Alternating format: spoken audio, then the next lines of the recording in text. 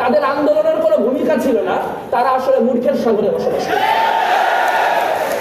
তারা বুঝতে পারছেন না যে হয়তো একটা আলটিমেট আক্রমণে বা একটা আলটিমেট আঘাতে শেখ হাসিনার পতন ঘটেছে, কিন্তু তার আগের আরো হাজারটা আক্রমণ শেখ হাসিনার যে ভিত্তি, সেই ভিত্তিকে দুর্বল করেছে, তার ভিত নাড়িয়ে। বন্ধুগণ, জুলাইয়ের ঐক্যের কথা বারবার করে বলা হয়। আজ আমরা জুলাইয়ের একটি চমৎকার ঐক্য দেখতে পাচ্ছি।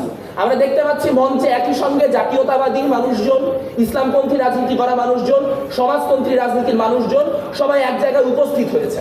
আমরা অবশ্যই ঐক্য চাই, আমরা বাংলাদেশ প্রশ্নে অবশ্যই ঐক্য চাই, কিন্তু বাংলাদেশ প্রশ্নে তাদের সাথে ঐক্য হতে পারে যারা বাংলাদেশ নামক ধারণায় বিশ্বাস রাখেন, যারা বাংলাদেশ নামক ধারণাতেই বিশ্বাস রাখেন না, যারা ৭১-এর ঘাতক, দালাল এবং রাজাকার, তাদের সঙ্গে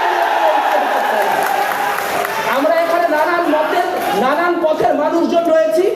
আমাদের মধ্যে নিশ্চয়ই রাজনৈতিক মতভিন্নতা থাকবে, তর্ক থাকবে, বিতর্ক থাকবে, সবই থাকবে, কিন্তু আমরা যদি একটা প্রশ্নে একমত হতে পারি যে গণহত্যাকারীদের কোনো ছাড় নাই, ৭১-এর গণহত্যাকারীদেরও ছাড় নাই, ২৪-এর গণহত্যাকারীদেরও ছাড় নাই, সেই গণহত্যা বিরোধী ঐক্যে যদি আমরা এক জায়গায় থাকতে পারি, তাহলে সামনে বাংলাদেশ একটি ভালো দিকে যাবে। যদি তা না হয়, আমরা জানি বিভিন্ন আন্তর্জাতিক ষড়যন্ত্রের জাল এই গোটা দেশ জুড়ে বিস্তৃত রয়েছে। আমরা জানি আওয়ামী লীগ প্রমাণ করার চেষ্টা করছে যে তারা না থাকার ফলে বাংলাদেশে মুক্তিযুদ্ধ বিলীন হয়ে গিয়েছে, তার বাংলাদেশে মুক্তিযুদ্ধের অবস্থান নাই।